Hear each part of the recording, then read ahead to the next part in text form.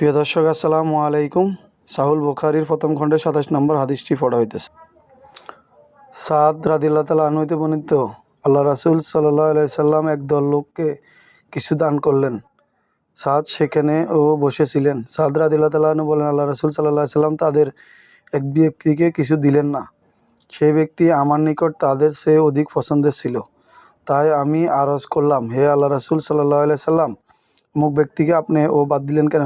আল্লাহর শপথ, আমি তো তাকে মুমিন বলেই জানি। তিনি বললেন, না, মুসলিম।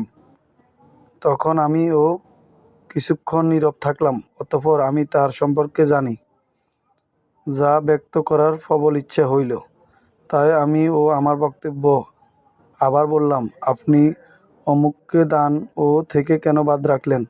আল্লাহর শপথ, আমি তো তাকে মুমিন বলেই জানি। তিনি বললেন, না, মুসলিম। তখন আমি কিছুক্ষণ নীরব থাকলাম। তারপর আমি তার সম্পর্কে আরও জানি এবং ব্যক্ত করার প্রবল ইচ্ছে হইল।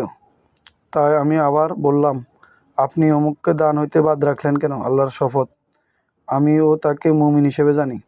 তিনি বললেন, না, মুসলিম। তখন আমি কিছুক্ষণ পর চুপ থাকলাম।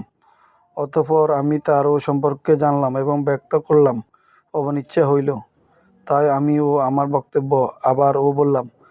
রাসূল সাল্লাল্লাহু আলাইহি সাল্লাম পুনরায় সেই বক্তব্যই দিলেন। অতঃপর বললেন, সাদ, আমি কখনো ব্যক্তিবিশেষকে দান করি, অথচ অন্য লোক আমার নিকট তার চেয়ে অধিক প্রিয়।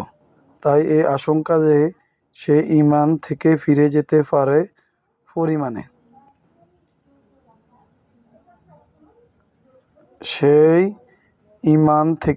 যেতে পারে পরিণামে আল্লাহ তাআলা তাকে অধোমুখ জাহান্নামে নিক্ষেপ করবেন। এই হাদিস ইউনুস সালেহা মামার এবং জাহরি রহমতুল্লাহ আলাইহি বাতাস পুত্র জরির রহমতুল্লাহ আলাইহি হইতে বর্ণনা করেছেন।